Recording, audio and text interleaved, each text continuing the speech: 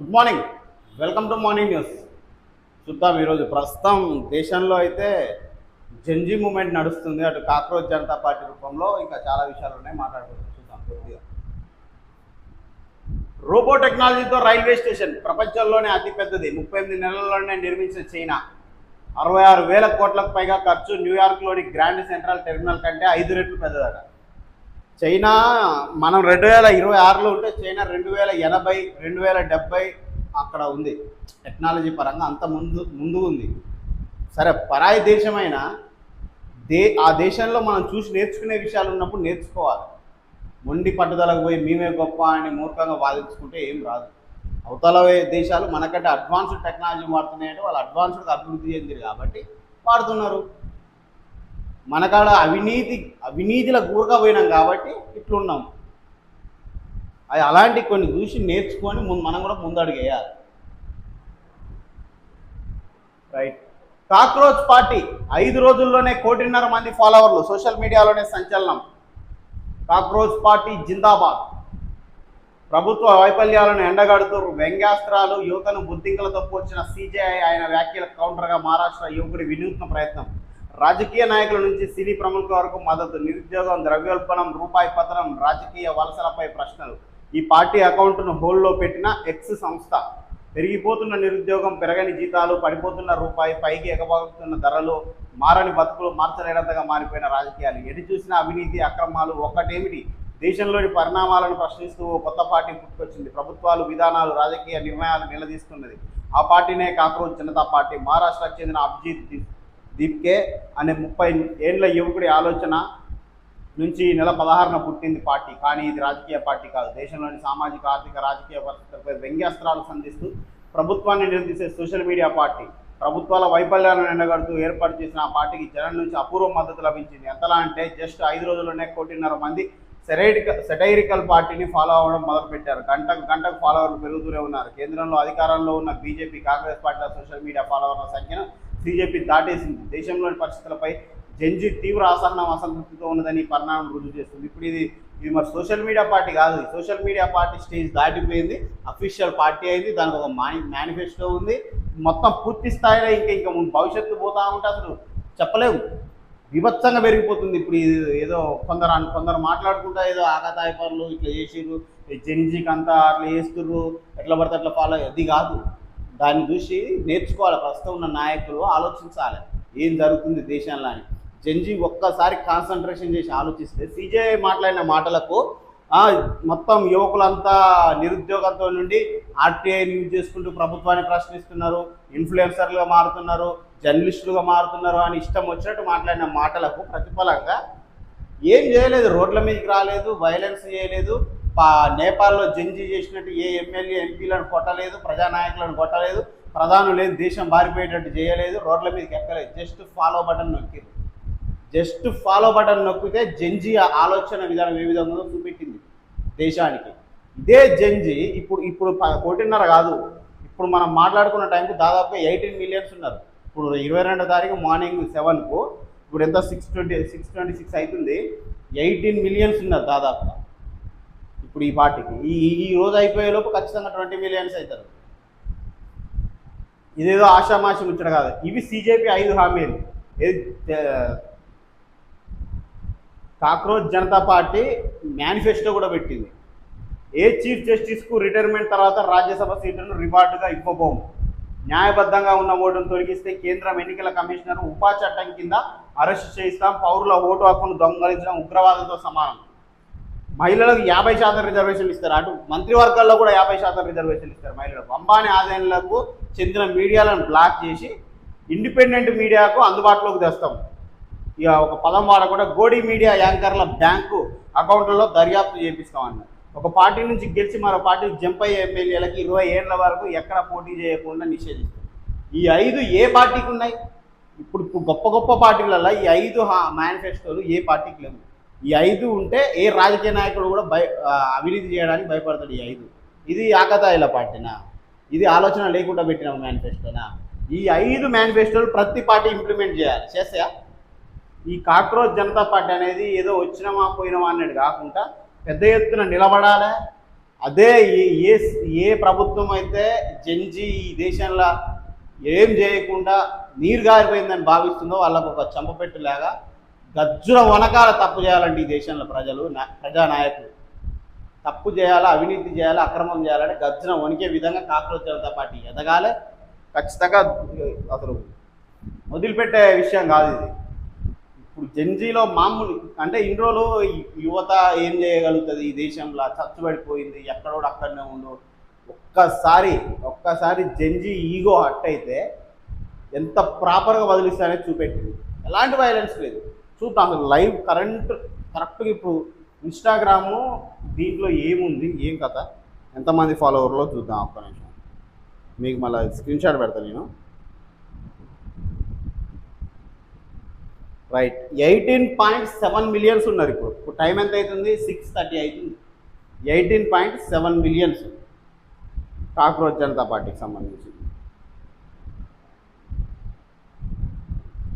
18.7 millions ఇప్పుడు present 5 రోజులు complete అయింది. 6వ రోజు మార్నింగ్, ఈరోజు అయిపోయేలోపు 20 మిలియన్స్ అవుతారు. వీళ్ళంతా ఇప్పుడు ఐటీ సెల్ వాళ్ళకు సోషల్ మీడియా మొత్తం పవర్ ఉంటుంది, అంతా ఫేక్ ఫాలోవర్స్ అంటానికి లేదు. పెద్ద పెద్ద పార్టీల కంటే ఎక్కువ ఉంటుందా? బీజేపీకి ఉన్న నెట్వర్క్ కంటే ఎక్కువ ఉంటుందా? దీనికి ఉండదు కదా.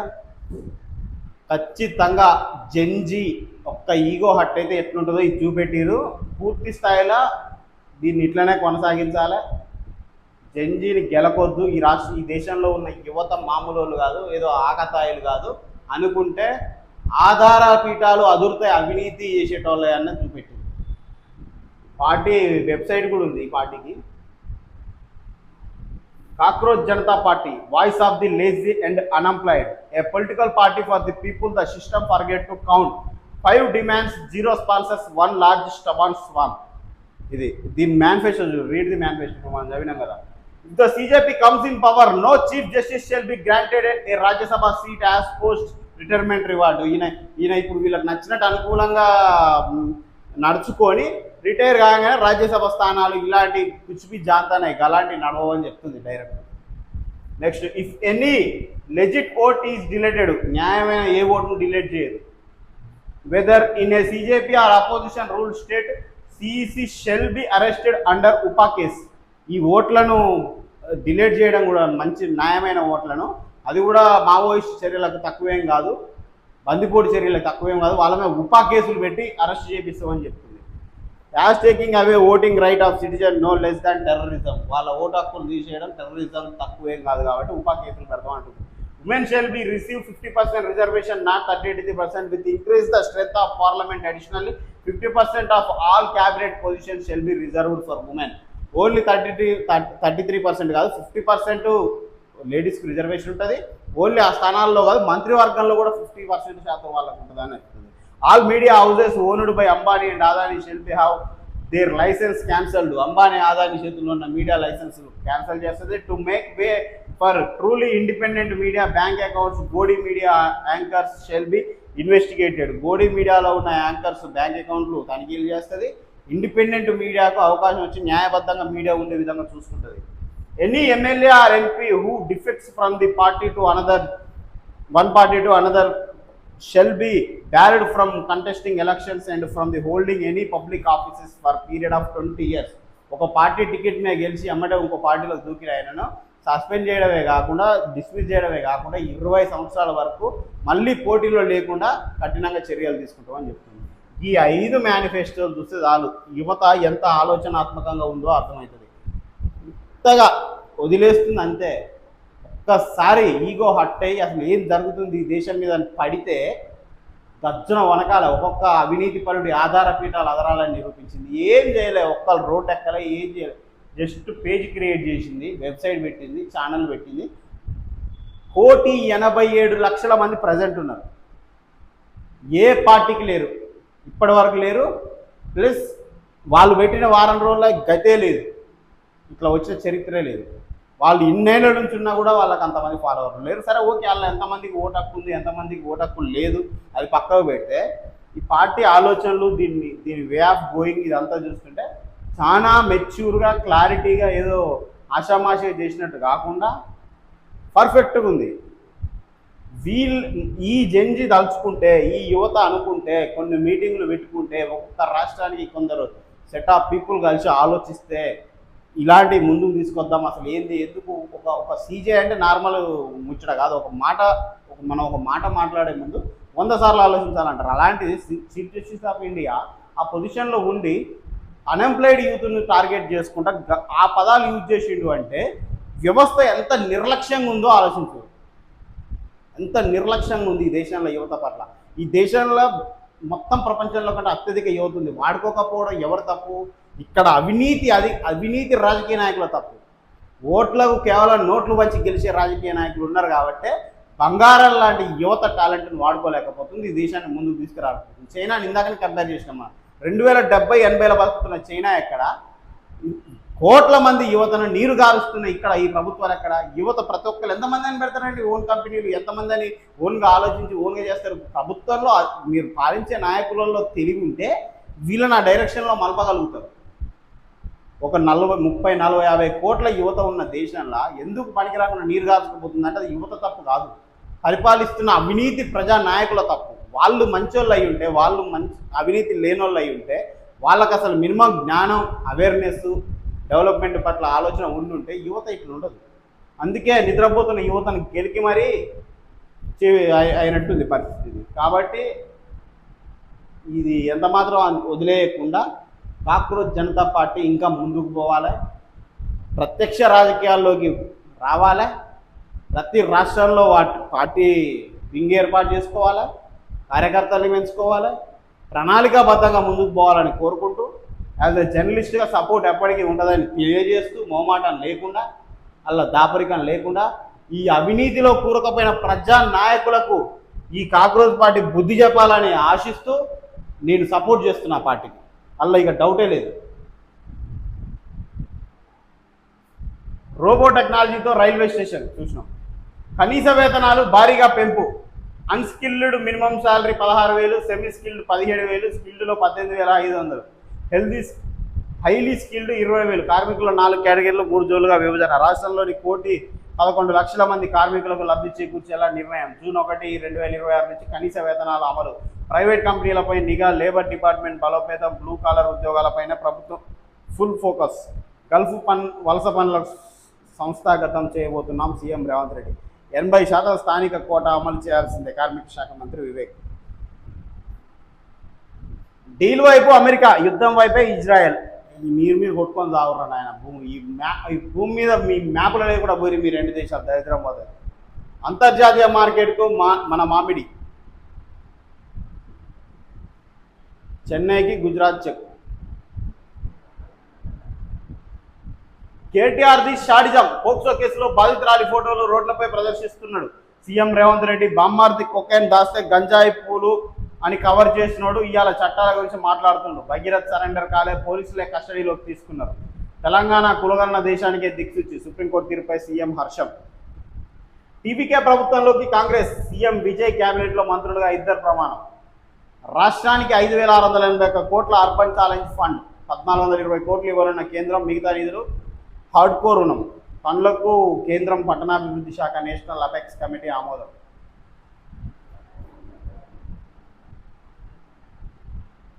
Ebola effect. Bharat Africa summit వాయిదా. ఢిల్లీ ఎయిర్పోర్ట్లో ఎబోలా అలర్ట్. ఆఫ్రికా నుంచి వచ్చే వారికి గైడ్లైన్స్. వడ్ల కొనుగోళ్లకు హమాలి కష్టాలు. స్థానికంగా కూలీలు దొరకక నత్తనడకన ధాన్యం సేకరణ. బెంగాల్, బీహార్, ఛత్తీస్గఢ్ కూలీలు తిరిగి రాక ఇబ్బందులు. ఎండల ఎఫెక్ట్స్తో పగటిపూట పనులకు బ్రేక్. ఈ ఎండలు మామూలుగా లేవు. 46 డిగ్రీలు కామన్ అయ్యా. ప్రతి జిల్లాలో, ప్రతి రాష్ట్రాలలో 46 డిగ్రీలు అనేది ఒకప్పుడు అవి మండే ఎండలు ఇప్పుడు కామన్ అయిపోయినాయి. అసలు నిలబడితేనే శరీరం అసలు వేడి పగపగ వేడి. చిన్నపిల్లలు, వృద్ధులు అయితే ఏ మాత్రం తట్టుకునే పరిస్థితిగా బయటకు వస్తాయి. ఎట్టి పరిస్థితుల్లో బయటికి రావద్దు, చాలా జాగ్రత్తగా ఉండాలి. ఈ ఎండలు విపరీతంగా ఉన్నాయి.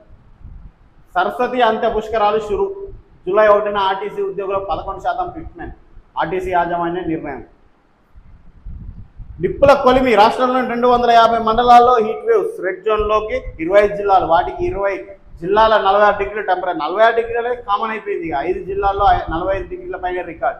సూర్యాపేట, పెద్దపల్లి జిల్లాలో 46.5 డిగ్రీల ఉష్ణోగ్రత. ఘోరంగా ఉంది పరిస్థితి.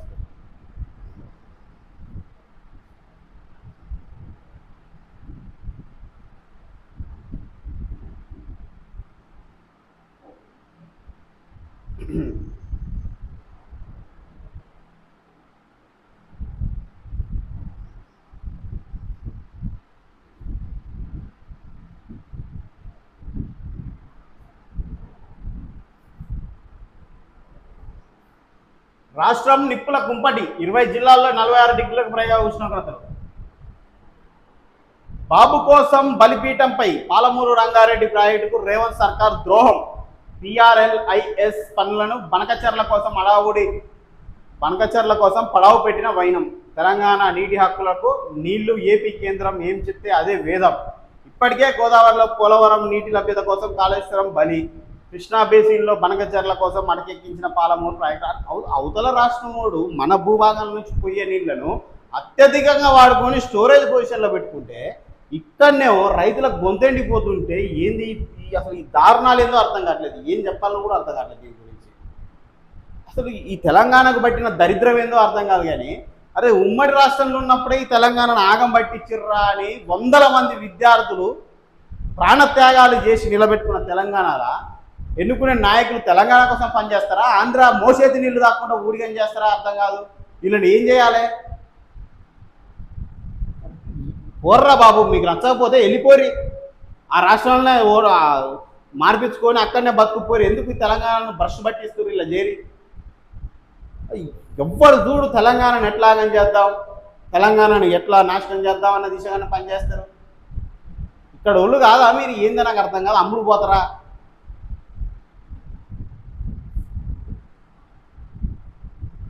గోదావరి కావేరీ లింకుకు ఎట్లా ఒప్పుకుంటారు? తెలంగాణ గొంతు కోసేందుకు సిద్ధమైన కాంగ్రెస్ ప్రభుత్వం. రేవంత్ సర్కార్ వైఖరితో రాష్ట్రానికి తీరని నష్టం. నిరంజన్ రెడ్డి ప్రాజెక్టు కోసం జూన్లో బీఆర్ఎస్ పాదయాత్ర. శ్రీనివాస్ గౌడ్ బీఆర్ఎస్లో డిజిటల్ సభ్యత్వ సందడి. సభ్యత్వ నమోదుపై 119 మంది ఇన్ఛార్జీల నియామకం. పంటల కొనుగోళ్లకు ఎన్నాళ్ళీ మొద్దు నిద్ర. రైతుల ప్రాణాలు పోతున్నా పంటలు కొనరా, ధాన్యం తగలబెడుతున్నా తండ్లాట తీర్చరా, కేంద్రాల్లోనే కుప్పకూలుతున్నా కనికరించరా. రైతులే రేపు సర్కారుకు కీలేగిరి వాతలు పెడతారు. 30 నెలల్లో సమైక్య పాలన నాటి పరిస్థితులు. సీఎం రేవంత్ రెడ్డి కేటీఆర్ బహిరంగ లేఖ. తక్కువ ఖర్చుతో అద్భుతంగా తెలంగాణ సచివాలయం. 28 ఎకరాల్లో 615 కోట్లతో నిర్మాణం. కేసీఆర్ చదరపాడుకు 6,000 ఖర్చు చేస్తే అమరావతిలో బాబు 20,000 వెచ్చిస్తున్నారు. హత్యా రాజకీయాలకు బలైంది మా కుటుంబమే. అసెంబ్లీకి ఎలా వస్తావో చూస్తా అని బాబు చెప్పిన 4 రోజులకే వైఎస్ హెలికాప్టర్ దుర్ఘటన. చంద్రబాబుపై వైసీపీ చీఫ్ జగన్ సంచలన ఆరోపణలట. ఇక అక్కడంతా మీదంతా హత్యా రాజకీయాలు. కేసీఆర్ హయాంలో నిర్మించిన తెలంగాణ సెక్రటేరియట్ ఏమో 615 కోట్లతో కడితే అక్కడనేమో చదరపు గజానికి దాదాపు 20,000 ఖర్చు చేసుకుంటాడు. అంటే ఇక భారీ ఎత్తున పెద్ద ఎత్తునే కడదామన్నట్టుగా ఆలోచిస్తున్నారు. కానీ వాస్తవానికి పార్లమెంటుకు కూడా అంత కాలేదు చంద్రబాబు పెట్టిన బడ్జెట్ అంతా. ఇంక వాళ్ళది కథ నడుస్తుంది. వాళ్ళకు సమృద్ధిగా కేంద్రం నుంచి నిధులు వస్తున్నాయి, తెలంగాణ నుంచి నీళ్ళు వస్తున్నాయి. ఏ పని కావాలంటే ఆ పని నడుస్తుంది. ఇక ఏదైనా చేస్తారు. వాళ్ళది ఏమైంది? కాంటా పెట్టేనా కష్టం తీరేనా? కాక్రోచ్ కలకలం. కాక్రోచ్ జనతా పార్టీ ఇప్పుడైతే ప్రస్తుతానికి 1,87,00,000 మంది ఫాలోవర్లు ప్రజెంట్. బీజేపీ కాంగ్రెస్ ఖాతాన్ని దాటేసింది ఎంతో ముందుకు. లీగల్ డిమాండ్ పేరిట సీజేపీ ఎక్స్ ఖాతా నిలిపివేత. కాక్రోచ్ ఈజ్ బ్యాక్ పేరిట వెంటనే కొత్త ఖాతా షురు. సీజేపీపై హక్కులను కోరుతూ 3 ట్రేడ్ మార్కు దరఖాస్తులట. అలా ఇప్పుడు ఇన్స్టాగ్రామ్లో కూడా చాలా ఫేక్ పేజీలు వచ్చేసినాయి. కొన్ని ఫేక్ పేజీలకు ఆల్మోస్ట్ 1 మిలియన్ 2 మిలియన్ ఫాలోవర్స్ కూడా వచ్చేసి. ఇది 2-3 రోజుల 20 to 30 మిలియన్ ఈజీగా దాటిపోతుంది. క్యాబినెట్ లొల్లి చెలో ఢిల్లీ. జూన్ 2వ వారంలో మంత్రివర్గ విస్తరణకు అవకాశాలు. 2 బెర్తులకు 14 మంది కాంగ్రెస్ ఎమ్మెల్యేల పోటీ. బండి దిగాల్సిందే, పెరుగుతున్న ఒత్తిడి. నేటి సమావేశంలో నిర్ణయం. కేంద్ర మంత్రివర్గం నుంచి ఉద్వాసన పలికే అవకాశం. పార్టీలో ప్రభుత్వంలో మార్పుల దిశగా భారీ కసరత్తు. అధిష్టానం ఆదేశంతో ఢిల్లీకి తెలంగాణ బీజేపీ నేతలు. నేడు మోదీ, షా, నవీన్తో కీలక సమావేశం. రాష్ట్రం నుంచి ఒకరు, ఏపీ నుంచి 2 క్యాబినెట్లోకి రేసులో. ఈటల, అరవింద్, డీకే అరుణకు పార్టీ పగ్గాలు. భగీరథ్ సరెండర్ కాలేదు, నడి రోడ్డుపై అరెస్ట్ చేశారు. అప్పా జంక్షన్ వద్ద చిక్కితే బండి అప్పజెప్పినట్టు ముఖ్యమంత్రి రేవంత్ రెడ్డి.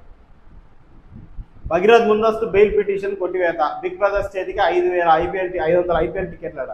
ఉప్పల్ మ్యాచ్పై అధికార హుకుం నిర్వాహకులపై ఒత్తిడి. హైదరాబాద్లో నేడు జరిగే చివరి మ్యాచ్కి భారీగా ఖరీదట.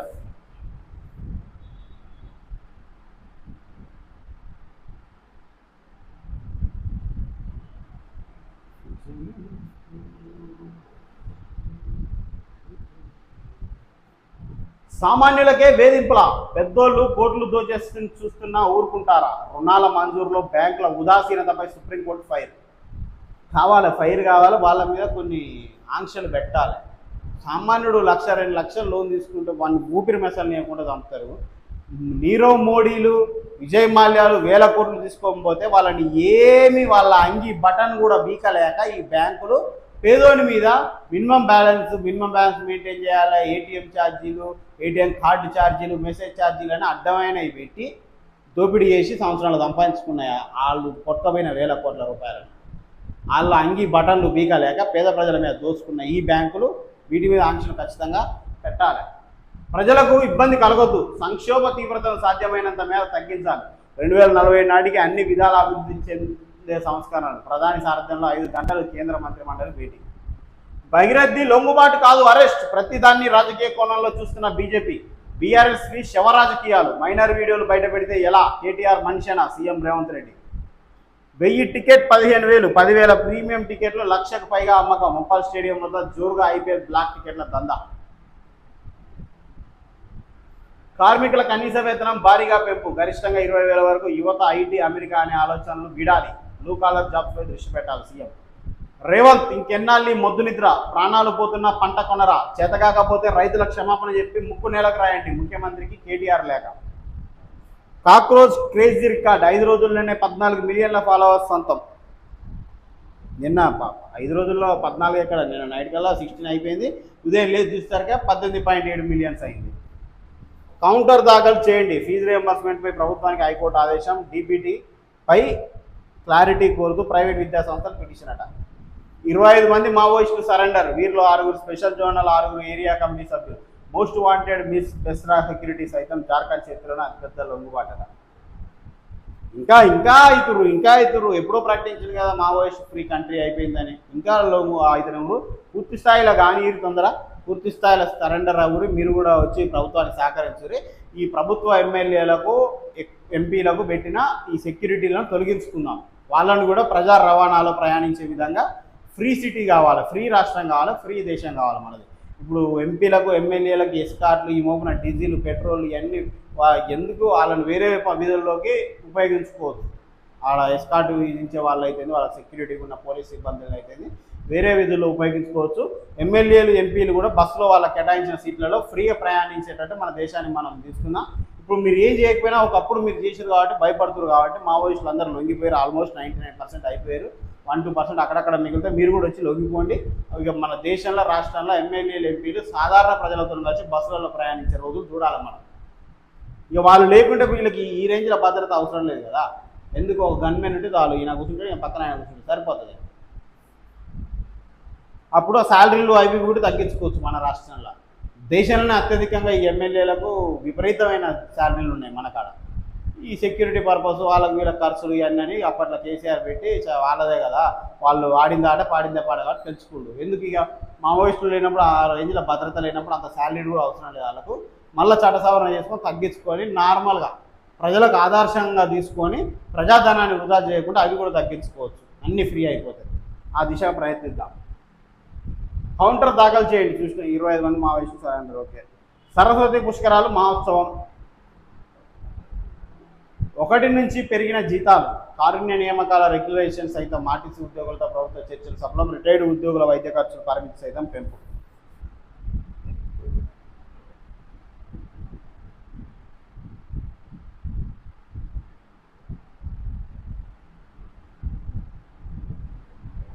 ఇరవై 21 మంది జర్నలిస్టులకు ఆర్థిక సహాయం. Media academy chairman K Srinivas Reddy జర్నలిస్టుల సంక్షేమ నిధి కమిటీ భేటీ. జర్నలిస్టుల సంక్షేమ నిధి నుంచి తాజాగా మరో 21 మంది ఆర్థిక సహాయం మంజూరు చేసినట్టు Telangana media academy chairman K Srinivas Reddy తెలిపారు. హైదరాబాద్ నాంపల్లిలోని తెలంగాణ మీడియా అకాడమీ కార్యాలయ కాన్ఫరెన్స్ హాల్లో జర్నలిస్టుల సంక్షేమ నిధి కమిటీ 5వ సమావేశం శ్రీనివాస్ రెడ్డి అధ్యక్షతన గురువారం నిర్వహించారు.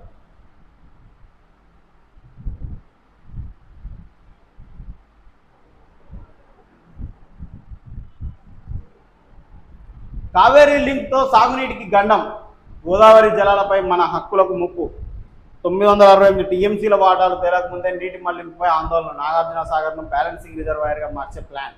కృష్ణా గోదావరి జలాల్లో తెలంగాణకు అన్యాయమైన ఉత్తర తెలంగాణ సాగునీటి ప్రాజెక్టులపై తీవ్ర ప్రభావం. భవిష్యత్తులో తాగునీటి అవసరాలకు ప్రమాదం అంటున్న నిపుణులు. కేంద్రం ప్రతిపాదనలు ఏం చేస్తున్నారు మరి ఈ రాష్ట్రంలో? ఎందుకని దోషపెడుతున్నారు? అట్లా ఎంత అవినీతికి పాల్పడితే, ఎంత అక్రమాలు తెగిస్తే మీరు ఈ పనులు చేయాలి? ఈడ రైతుల గొంతెండిపోతుంటే పక్క రాష్ట్రానికి ఆ మోపున నీళ్లు టీఎంసీలు తరలిస్తుంటే ఏంది అన్యాయం? కాళేశ్వరంలో భక్త ప్రవాహం వైభవంగా సరస్వతి అంత్య పుష్కరాలు ప్రారంభం. ఎన్నాలి మొద్దు నిద్ర కనీస వేతనాల పెంపు జూన్ 1 నుంచి అమలట. అబద్ధాల బీఆర్ఎస్, రైతులు మరణించారన్నది ముమ్మాటికి అవాస్తవం. ధాన్యం కొనుగోలులో తెలంగాణ రికార్డ్. కేటీఆర్ వ్యాఖ్యలు రైతాంగాన్ని తప్పుదోవ పట్టించేందుకు 8,575 కొనుగోలు కేంద్రాల నుంచి 46.21 లక్షల టన్నుల ధాన్యం కొనుగోలు. కేటీఆర్ పై మంత్రి ఉత్తమ్ కుమార్ రెడ్డి మండిపాటు. ఎంఎంటీఎస్ కీలకం, మెట్రో టైమింగ్ సౌకర్యాలను మెరుగుపరచండి. కేంద్ర రైల్వే శాఖ మంత్రి కిషన్ రెడ్డి విజ్ఞప్తి. 20 జిల్లాల్లో 46 డిగ్రీలు వికసిత్ భారత్ టార్గెట్. వికసిత్ భారత్ ఆ లక్ష్యాన్ని నినాదంగా చూడొద్దు, దృఢ నిశ్చయంతో ముందుకెళ్ళాలి. పుల్వామా దాడి మాస్టర్ మైండ్ బుర్హాన్ హతం. పీఓకేలో మట్టు పెట్టిన గుర్తు తెలియని మూట. పాక్లో ఆల్బదర్ ఉగ్రవాద సంస్థలో చేరిక. కాశ్మీర్ యువతకు బ్రెయిన్ వాష్. 2019లో పుల్వామా దాడికి పేలుడు పదార్థాలు సరఫరా చేసిండు. గుర్తు తెలియని వ్యక్తులు హతం చేసిరు ఆయన.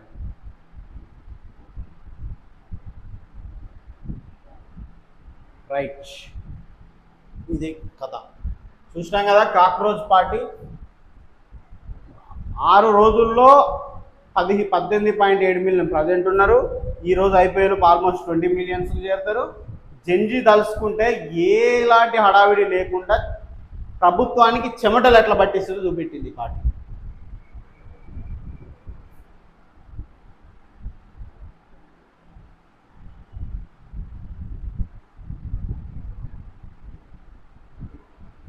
దీన్ని పూర్తి స్థాయిలో ఇంకా ప్రణాళికాబద్ధంగా అఫీషియల్ చేయండి. దేశ యువత అంతా మీ వెంటుంది. తగ్గేదే లేదు, అల్లిగా తగ్గేదే లేదంటారు. అట్లనే ఉంది పరిస్థితి. నిరుద్యోగంపై ప్రశ్నల వర్షం. ప్రస్తుతం దేశంలో ₹1,00,000 పోసి చదువు కొనాల్సి వస్తుంది. ఉన్నత చదువులకు మధ్యతరగతి కుటుంబాలు తమ ఆస్తిపాస్తులను అమ్ముకోవాల్సిన పరిస్థితి. సరే, అంతా చదివినా ఉద్యోగాలు ఆశించిన స్థాయిలో వస్తున్నాయంటే అది లేదు. దేశంలో నిరుద్యోగం పెరిగిపోతున్నది. గత నెలలో దేశ నిరుద్యోగ రేటు 5.1% ఉన్నది.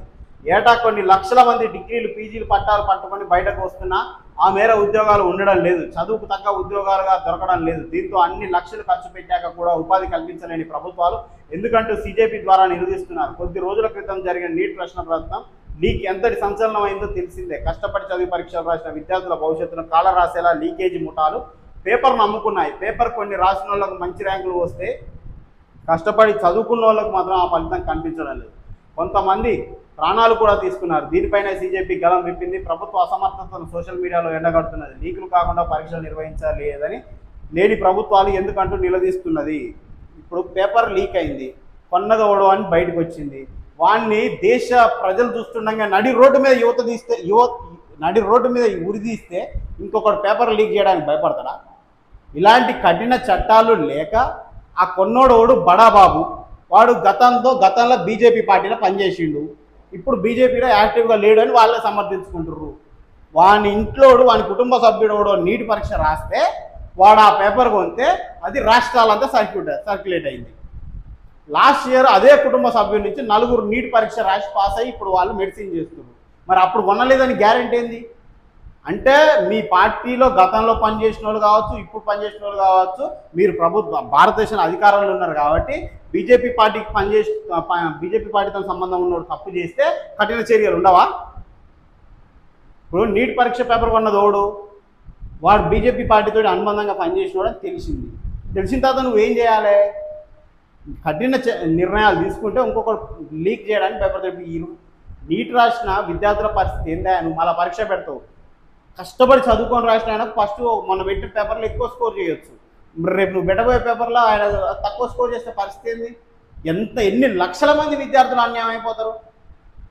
ఇప్పుడు ఎలక్షన్స్లో ఒక అభ్యర్థి నిలబడతాడు, 50,000 ఓట్ల మెజారిటీతో గెలుస్తాడు. మళ్ళీ ఎలక్షన్స్ పెడితే అన్ని ఓట్ల మెజారిటీతో గెలుస్తున్న గ్యారెంటీ ఉంటుందా? అసలు గెలుస్తాడన్న గ్యారెంటీ ఉంటుందా? అట్లనే ఒక ఎగ్జామ్ నేను ఎంత పర్ఫెక్ట్గా చదువుకున్నా ఈరోజు రాసిన పేపర్ మళ్ళీ రేపు పెరగవచ్చు తగ్గొచ్చు. పెరిగితే హ్యాపీ, తగ్గితే అన్యాయం అయినట్టే కదా. ఎంత రేషియో ఉంటుందండి పెరిగేది తగ్గేది? ఎన్ని లక్షల మంది విద్యార్థులకు ఇంకా పెరిగే అవకాశం ఉంటుంది, తగ్గే అవకాశం ఉంటుంది. వాళ్ళంతా అన్యాయానికి కూడా అయినట్టే కదా. నువ్వు పేపర్ లీక్ అయింది కానీ మళ్ళీ పెడితే అట్లని పెట్టకపోతే కొనుక్కొని ఎంతమంది కొనుక్కుందో ఎంతమంది కొనుక్కొని ఆ పేపర్ను రాసేటోళ్ళు వాళ్ళంతా అన్యాయంగా లబ్ధి పొందినట్టే కదా. అంటే ఎటుబడి ఇది వయసు వరుస నష్టమే. అప్పుడు ఏం చేయాలి? నువ్వు ఆ పేపర్ లీక్ అయినవని నడి రోడ్డు మీద ఉరిదీయాలి. ఇంకొకటి పేపర్ లీక్ చేయాలంటే గజ్జున భయపడాలి. ఆ ప్రొఫెసర్ లీక్ చేసిన ప్రొఫెసరు కొన్ని ఇద్దరిని నువ్వు దేశ ప్రజలు చూస్తుండగా ఉరి తీస్తే ఎవడన్నా మళ్ళీ ఆ పని చేస్తాడా? ఇలాంటి చట్టాలు లేక మీకు కావాల్సిన వాళ్ళు తప్పులు చేస్తే వాళ్ళని ఉగానే లోపలికి పంపినట్టు ఒక 2 నెలలు హడావిడి తర్వాత వాడు వెళ్ళిపోతాడో తెలియదు, ఏం చేస్తాడో తెలియదు. ఈ దేశంలో అవినీతి ఇట్లున్నప్పుడు ఇలాంటి పార్టీలు పుట్టుకురావడంలో తప్పే లేదు. ఇంకా 4 పార్టీలు పుట్టినా పర్లేదు, ఇదే పార్టీని అఫీషియల్ చేసి ప్రణాళికాబద్ధంగా పనిచేసినా తప్పలేదు. అట్లా చేస్తేనే ఈ దేశంలో అన్యాయంగా అవినీతిగా గెలిచే నాయకులకు వణుకు పుట్టాలి. జంజీ అంతా నేపాల్ని ఆదర్శంగా తీసుకోవాలి. రోడ్ల మీదకి వచ్చి కుక్కని అనేది అనకుండా ఇట్లా ఫాలో బటన్లు కొట్టి గజ్జున వణికియాలి. యువత ఎంత ఆలోచనాత్మకంగా పనిచేస్తుందో నిరూపించి చూపెట్టాలి. ఆ సీజేఐ అన్న మాటలు నిజం చేయాలి. వాస్తవానికి గట్టిగా మాట్లాడాలంటే ఈ దేశంలో యువత జస్ట్ 2-3% కంటే ఎక్కువ ఆయన చెప్పిన పనులు చేయకపోతుండే. జర్నలిజంలోకి వచ్చో ఇన్ఫ్లుయెన్సర్లు ఆర్టీఐ యూజ్ చేసి ప్రశ్నించడాలో ఇట్లా దమ్దమ్ము చేసేటోళ్ళంతా 1-2% ఉన్నారు ప్రభుత్వాన్ని. ఇప్పుడు ఆయన నిద్రపోతున్న యువతను లేపిండు. 10 మందిలో 9 మంది ప్రశ్నించాలి. ఇప్పుడు ఆయన ఏ పనులు అయితే అన్ఎంప్లాయిడ్ చేస్తున్నారో అది అఫీషియల్గా చేయాలి పనులు.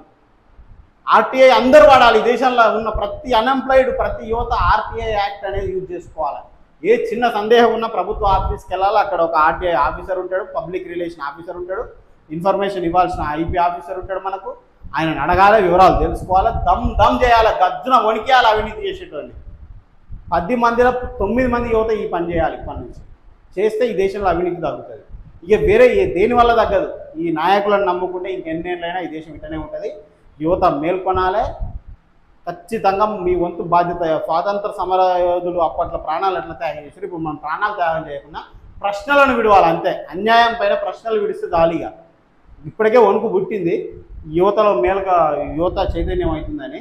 ఇంకొద్దిగా అయినామంటే గజ్జును వణుకుతారు. అవినీతి కొద్దిగా తగ్గుకుంటూ వస్తుంది. ఇక మన యువత పెట్టుకోవాల్సిన టార్గెట్ ఇదే. ఇప్పటి నుంచి ఎక్కడ అన్యాయం జరిగినా ప్రశ్నించాలి, ఆర్టీఐ యాక్ట్ వేయాలి, నిజాలు బయటికి తేవాలి, ఇన్ఫ్లుయెన్సర్లుగా మారి విషయాన్ని ప్రజలకు అర్థమయ్యేటట్టు చెప్పాలి. రైట్.